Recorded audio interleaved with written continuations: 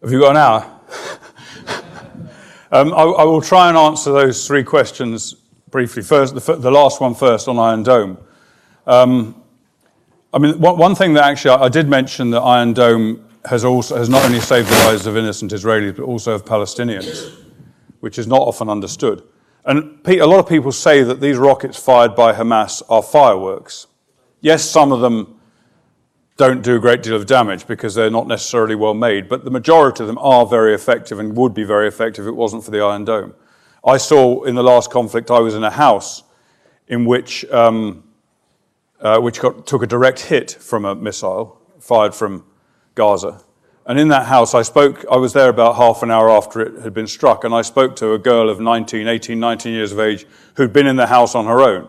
And she said she heard the missile warning, which was a siren, and ran to the safe room, which is from about where I'm standing now to where those doors are. She got into the safe room and managed to close the armored door just as the missile exploded. And I looked around at the devastation that had been caused. The house was not destroyed, but it was significantly damaged by the missile. Had she not got to there, she would have been undoubtedly torn apart by explosives or by flying debris.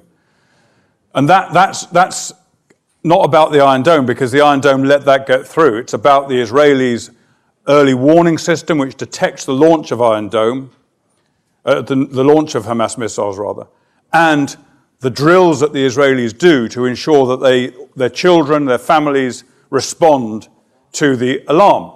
If she hadn't, she'd have undoubtedly been dead today.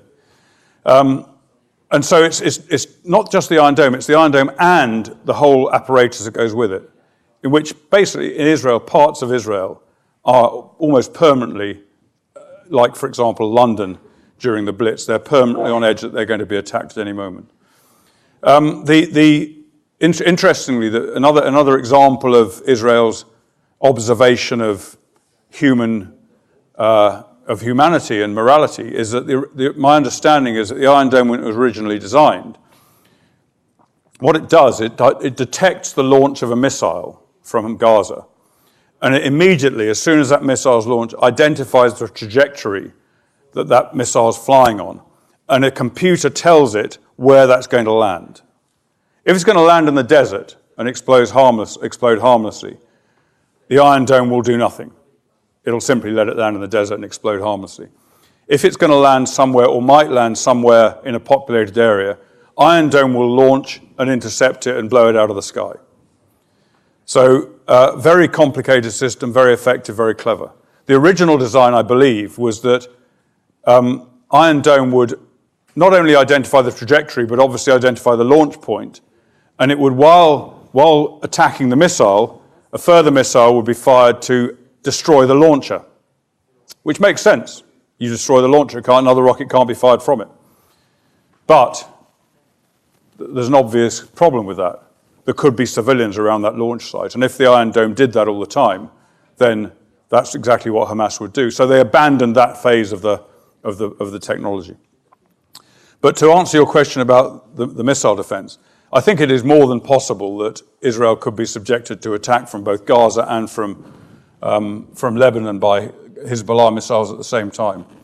And that would be very, very, very serious. Iron Dome is not the answer on its own. The Israelis have other missile defense systems that they would use. But they would have no choice, in my opinion, if they got subjected even just to a barrage from Lebanon, because of the number of missiles in Lebanon, the difficulty in intercepting them, and some of them are much higher quality than the ones in Gaza. They would have to carry out a very, very significant air operation and ground operation against southern Lebanon.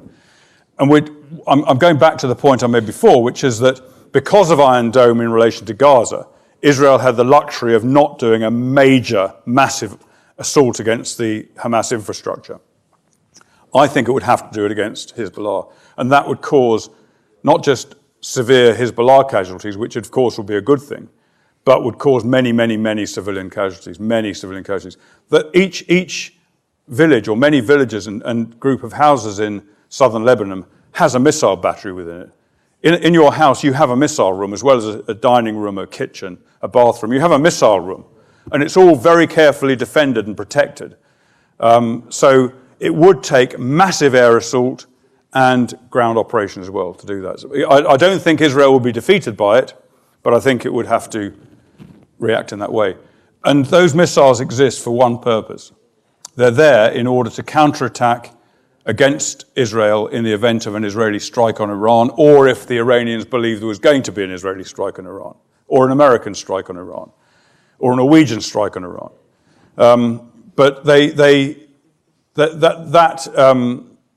is the purpose of them. They are under orders of Iran. Hezbollah is part of Iran, is controlled by Iran, and they will fire when told by Iran. Quickly to the other questions. The Islamic State, I believe we've failed miserably as the West in relation to the Islamic State.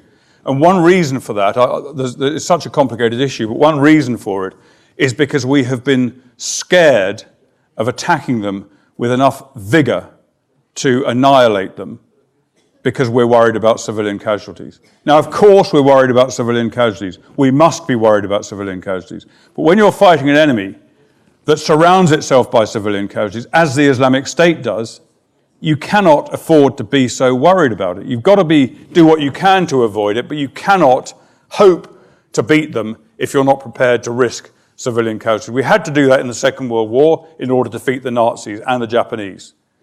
We have got to do it if we're going to defeat the Islamic State, but there's no sign of that now. And the problem with it is you've had your own threat here from the Islamic State, your extremely high threat of an attack back in 2014, numerous other plots by IS against Norway. We have had the same in Britain. France and Belgium have sustained attacks by the Islamic State. It's going to come. It's going to keep coming.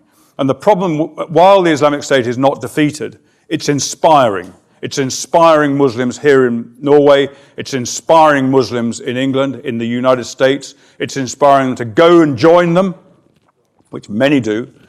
And it's inspiring them to attack at home with a knife, with a car, with whatever you can get your hands on, attack the infidel. That's what they're being told, and that's what they're trying to do in some cases. And more will continue it unless this inspiration of the Islamic State is removed. And it's not going to be removed the way that we are dealing with it now. Final point on Iran. Iran does, without a doubt, pose the greatest threat to Israel, by far and away the greatest threat. The Islamic State pose a threat, but it's not a threat that Israel can't deal with relatively easily.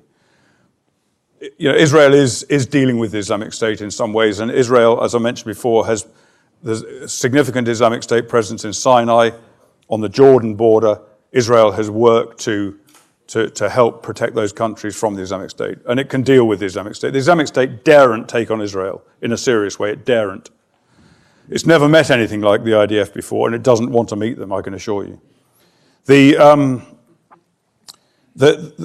Iranian issue is different. I mean, Iran is going to get a nuclear weapon. If it's allowed to, it will. The nuclear deal, the JCPOA with Iran, signed by the P5+1, that nuclear deal is not going to stop Iran getting a nuclear weapon. It's going to enable it in due course. So it is going to continue to try to be nuclear armed. Whatever regime is in Iran, it's going to be, it regards it as its right to be nuclear armed. So, and Iran has stated time and time and time again, it not only wants to destroy the United States of America, it intends to destroy Israel. Now, you cannot possibly, whether you really believe that Iran intends to launch nuclear weapons against Israel if it gets them, if you really believe that or not, you might think, probably not, but you cannot possibly base your defensive strategy, the survival of your country, a small country in a small area, on a hope. You've got to act to stop it happening. And so that threat from Iran has to be taken very seriously. Look what happened when Adolf Hitler said he was going to annihilate the Jews in the past. He did his damnedest to do so. I personally believe Iran, the Iranian leadership, the Ayatollahs, these are not rational thinkers in the way that we think. They don't think like us. They're more than capable of destroying Israel with a nuclear weapon, even if they know that half their own country is going to be wiped out as well. Their mission, the mission from above, is the destruction of Israel.